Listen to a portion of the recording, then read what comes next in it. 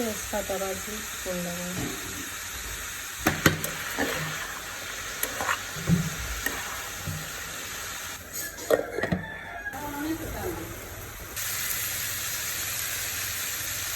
দুটো ডিম দিয়ে দিলাম।